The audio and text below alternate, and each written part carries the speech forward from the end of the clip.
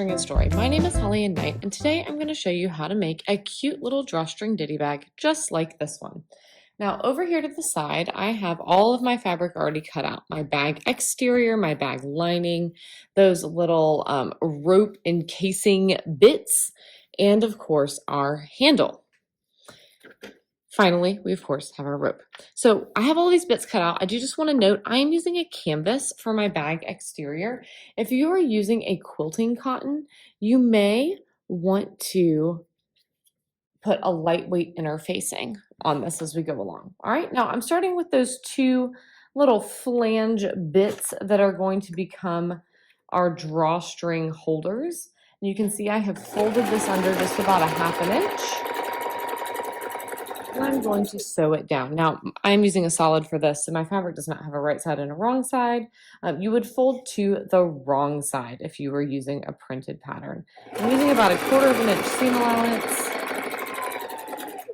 And I neglected to backstitch on that second one because I was busy talking, but the great news is that this is going to be encased in a seam when we are done, so it will not make that big of a difference.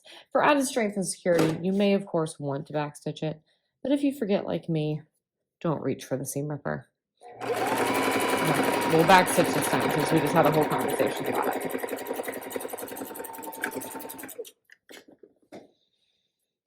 And of course, do this on the other side. Now, some of these first couple of steps you may find helpful to do by the iron. I'm gonna just finger press everything today. But that is of course a matter of personal preference. And it kind of depends on your ultimate goal for the bag, right? My goal today is to show you how to make the bag. If you are wanting to make a really crisp bag that you might gift later on, you may find that you're absolutely going to want to do this with an iron, okay?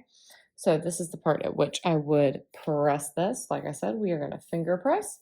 Notice that I have pressed those encased seams to the inside, all right? So once this goes down in a seam, we're going to have all nice finished edges. Let's do the same thing with our other piece. And then we'll move on to our handle. All right, set those to the side.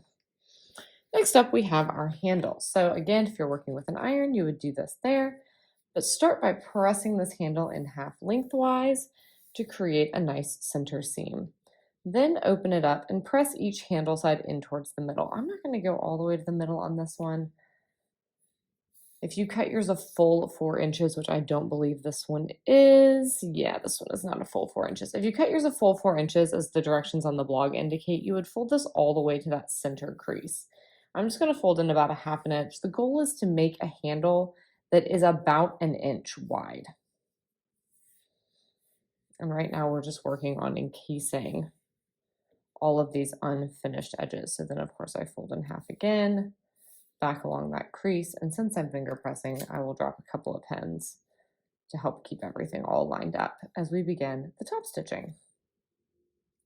Now our top stitching we want to do at approximately 1/8 of an inch. So it's quite close to the edge, but not too much in danger of going right off the edge. And for this side in particular, I like to hold things so you can see how that back side sticks up just a tiny bit further than the front side. That way I can tell that I am getting both sides. I'm going to lower that presser foot down and my needle, making sure I'm right at that 1/8 of an inch. And again, for added strength, we are going to backstitch. So go on down. Do not run over your pens. That is bad for your machine.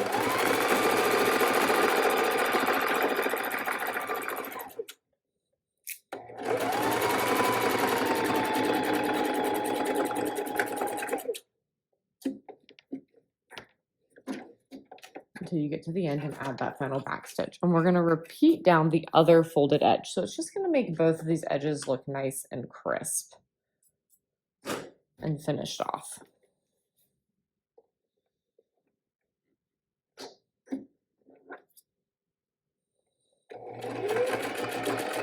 Now, what you may not be able to see super well there is when I lower that needle, I am making sure I hang on to my needle thread. It's going to help make sure my needle stays threaded.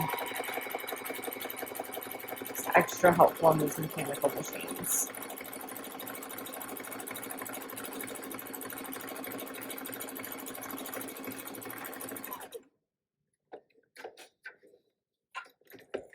back up, and of course, floss off on the side. Be sure to catch both threads. I do like to go ahead and trim up my threads at this stage. And then we can set this off to the side as well. All right, next up, we have let's do our outer first. Take your exterior fabric. If you are using a quilting cotton and you want to interface it, go iron your medium weight interfacing on before this step. All right, and we are going to sew a U. This is going to be a 1/4 inch seam allowance. We're going to go down one long side, across the bottom, and up the other side.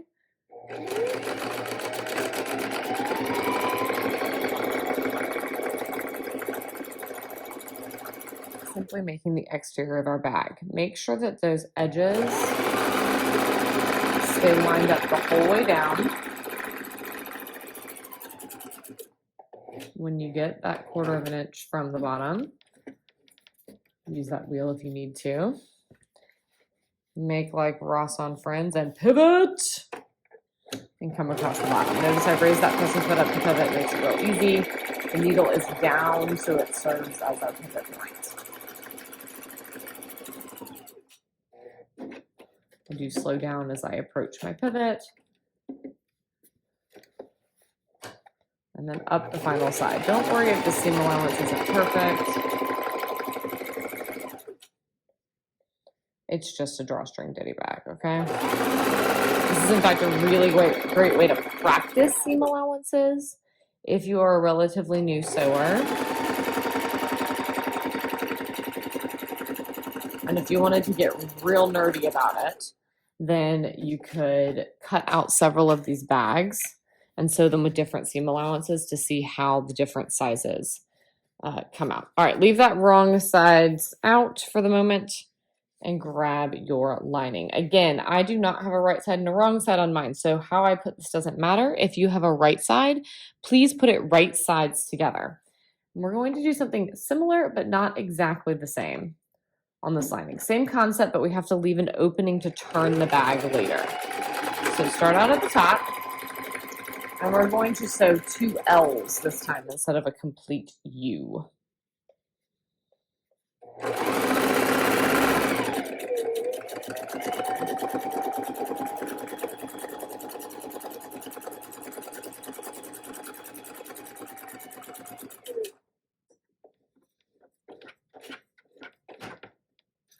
All right, pivot just like we did before, but here we're only going to sew 1/3 of the way across, all right?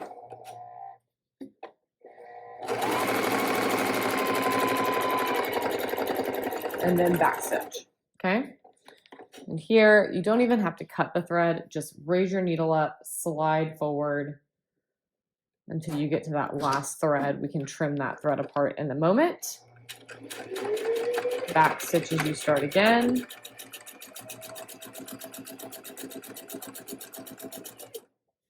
Pivot and take it back up to the top of the bag.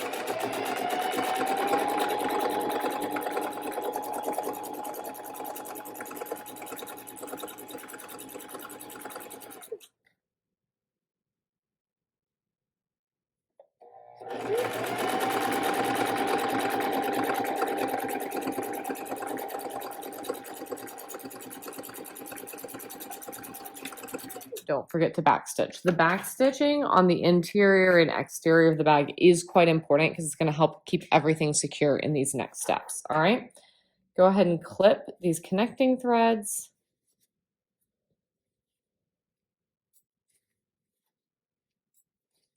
And clip the threads at the top of your bag as well.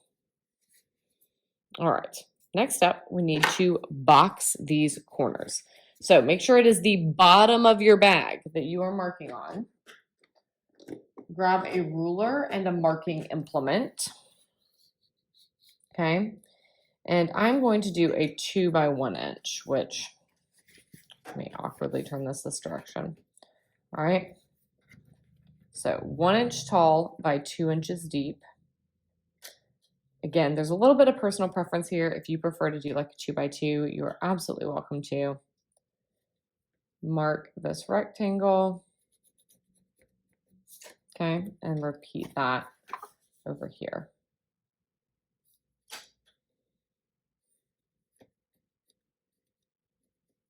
Okay, you're going to mark the same rectangle on the bottom. Make sure it is the bottom of your exterior. Okay, so there's my opening. That is the top right there. This is going to be a little tricky to see because it is white on white, but that's okay.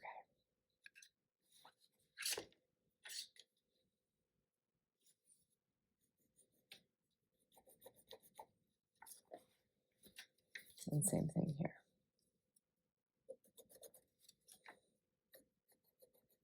All right.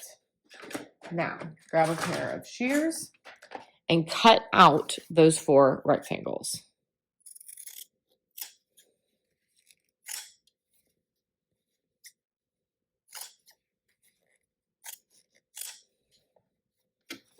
All right. So it looks like that on the bottom. Make sure it's the bottom.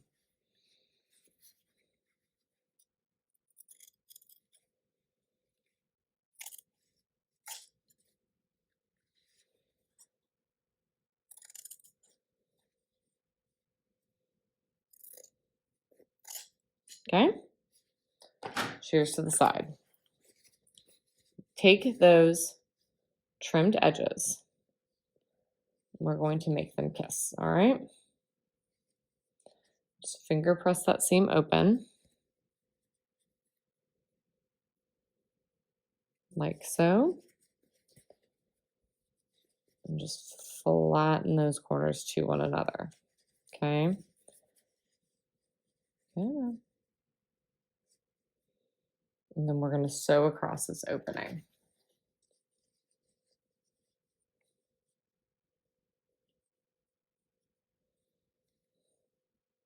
You have a clip to hold the middles. I often find that handy so that then I can finagle the rest of it to where I want it. All right.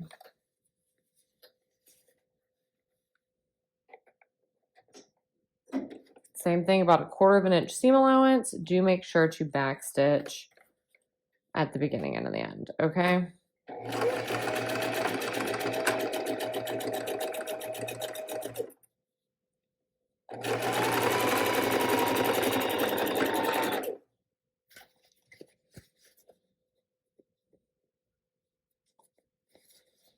I can't resist a good chain piecing moment.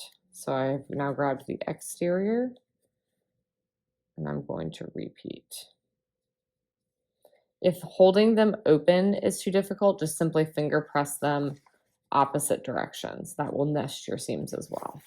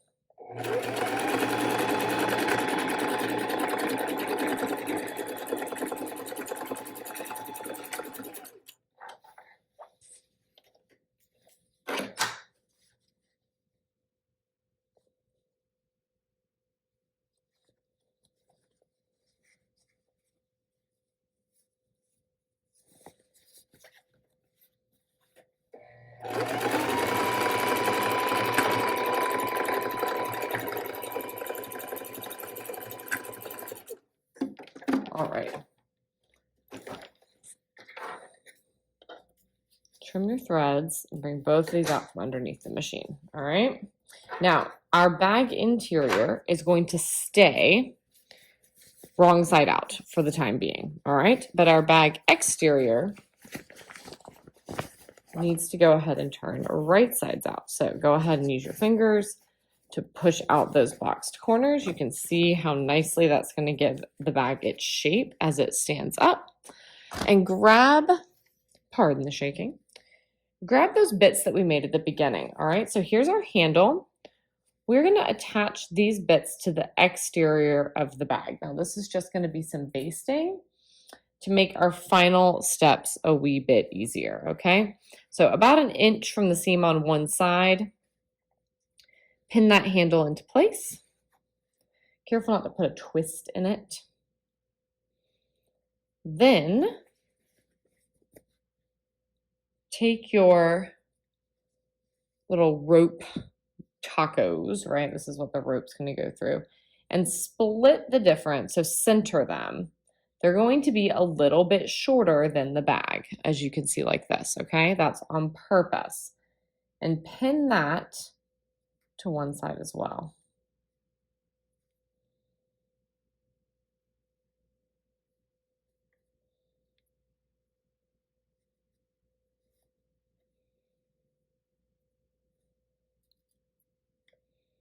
All right, and turn this around and repeat with the other rope taco. Notice that all of my raw edges are up towards the top. So all the raw edges are in alignment with one another.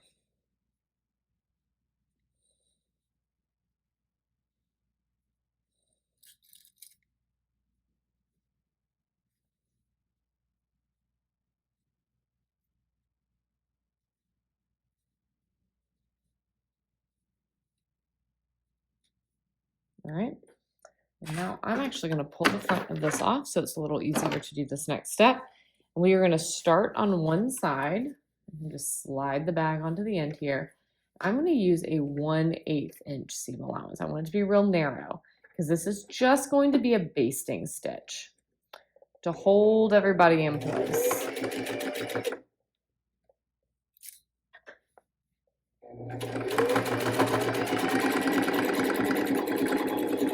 I didn't bother lengthening my stitch length or anything because we're not going to need to take this out.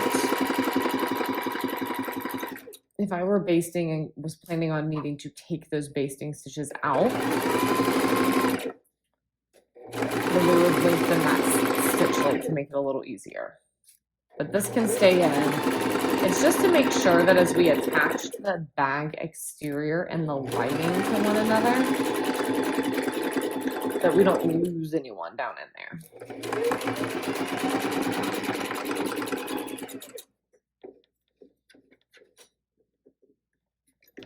All right. Trim up those threads as well. Now tuck your bag exterior and all the freshly adjusted bits down into your bag interior and line up your seams. I'm going to choose to nest mine. All right. Pin in place all the way around.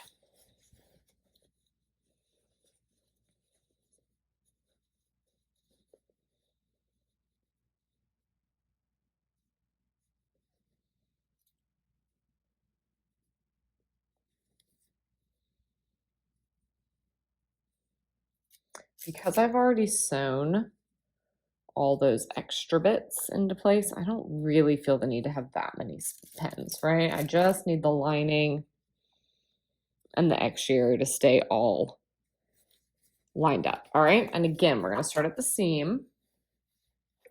This time I'm going to use a 1/4 inch seam allowance.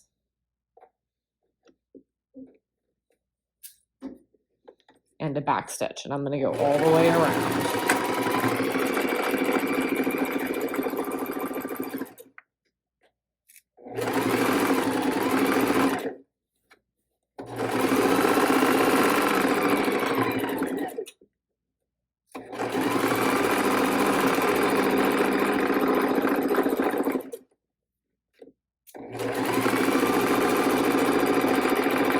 One of the things I love about this little crafter machine is that it's a fairly basic machine, but I'm sewing a lot of layers and it is not even flinching. All right, now through the slit at the bottom, turn the whole bag. All right.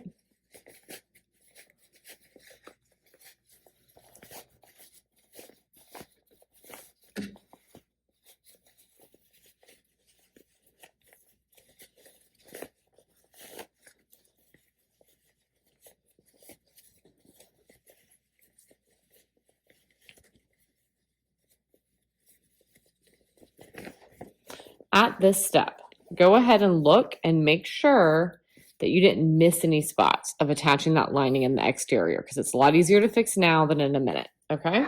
Assuming that you got everything, go ahead and push out those boxed corners again. Get them all out of the way. And give a nice little tug right on either side of this opening so that those edges kind of fold together. And we're going to sew with a little 1/8 of an inch right along that edge there. Hold on to that needle thread so your needle doesn't come unthreaded. And just make sure everybody's all tucked in. Close up this opening. You want this to be fairly tidy. It does not need to be perfect. This is going down in the bottom of your bag. Probably nobody's ever going to see it again, right? We just need to close it up so you don't lose things through there.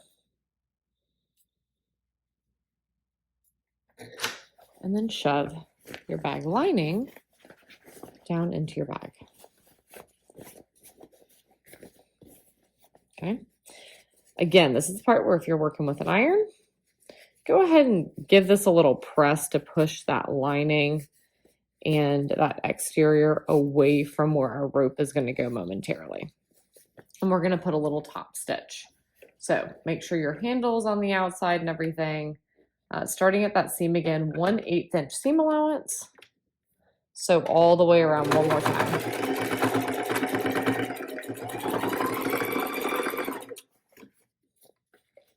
Adjust everything with your fingers as you go.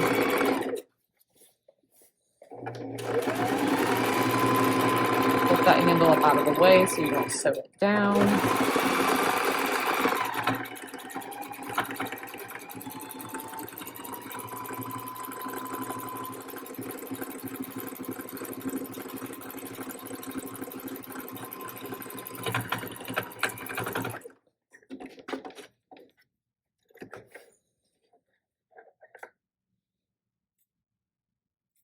And trim your threads. All right, look how nice that makes that edge look, right? A nice little finish touch to it. Our final step is to feed our rope through the bag. Now, if you have good quality rope, you're not going to have a whole lot of issues with it fraying.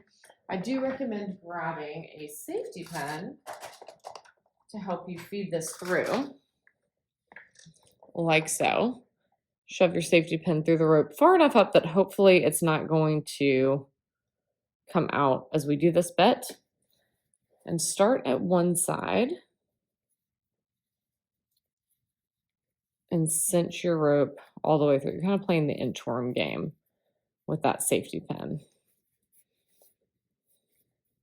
So you can feel the safety pin moving through. Whoops. And then you just slide the extra fabric back on down until it pops out the other side, right? And then go directly into the next one.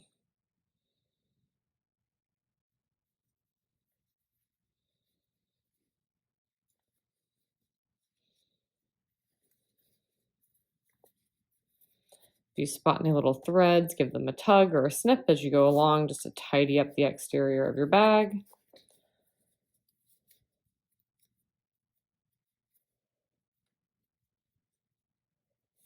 And pull that on out. Now you can adjust exactly how long you want your ropes to be at this point, and then tie a nice little knot.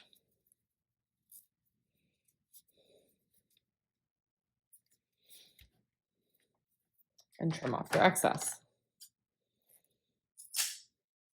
You're going to repeat this with the other piece of rope, starting on the opposite side. This is how it cinches. The first time I did this, I only went halfway through with each rope and then was confounded when it wouldn't cinch. So trust me, it's important. And making sure that you have rope that fits through these little sleeves that we made. So if your rope is a little thicker than mine, then you may want to cut those pieces a little bit wider. That's very adjustable. Everything about this bag is honestly extremely adjustable. So you could make it big enough to be a lunch sack or even to carry like a sweater's worth of knitting. Or you could make it small enough for just a little sock project, kind of like this. Or even small enough to just be maybe something you tuck some jewelry in when you're traveling.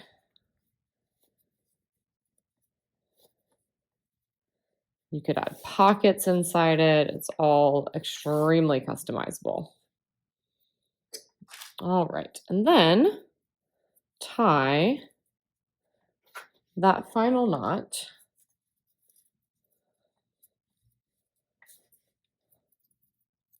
Get it nice and snug and tidy.